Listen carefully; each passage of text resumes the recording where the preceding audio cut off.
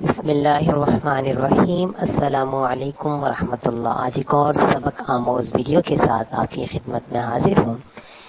دوستو، ایک شخص اللہ کا فرما بردار تھا اور دوسرا اللہ کا نافرمان تھا۔ دونوں مچھلی کا شکار کرنے گئے۔ ایک اپنے بتوں کا نام لیتا اور جال پھینکتا، اس کے جال میں بہت سی مچھلیاں آ گئیں۔ دوسرا شخص اللہ پاک کا نام لیتا اور جال پھینکتا، اس کے جال میں کچھ نہیں آیا۔ کوشش کرتے کرتے شام ہو گئی۔ جو اللہ کا نافرمان تھا، اللہ کو پکارنے والا نہیں تھا، وہ مچھلیوں سے تھیلا بھر کر لایا، جبکہ اللہ پاک کا نام لینے والا شام خالی ہاتھ گھر لوٹا۔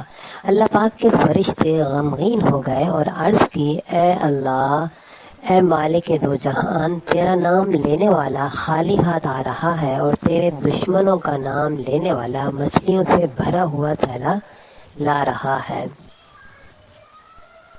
اس پر اللہ رب العزت فرشتوں کو ان دونوں کا آخرت میں ٹھکانہ دکھاتے ہوئے کہتے ہیں کہ دیکھ، جو مچھلیاں بھر کے لا رہا ہے اس کا ٹھکانہ جہنم ہے، مچھلیاں اس کے کس کام کی؟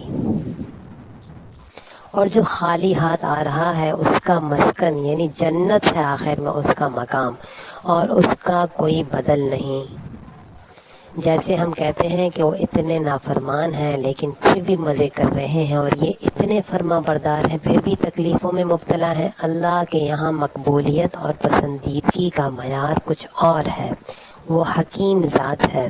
بے شک اسی طریقے سے جس کے پاس بہت زیادہ دولت ہو، اس کا مطلب یہ نہیں کہ اللہ اس سے راضی ہے، اور جس کے پاس دولت کم یا جو مشکلات تکلیفوں میں ہے اللہ اس سے ناراض ہے، ایسا نہیں۔ اللہ کے ہاں یہ معیار نہیں کہ اللہ کی راضی ہونے اور اللہ کے ناراض ہونے کا۔ اللہ ہم سب کو سمجھ کی توفیق نصیب فرمائے۔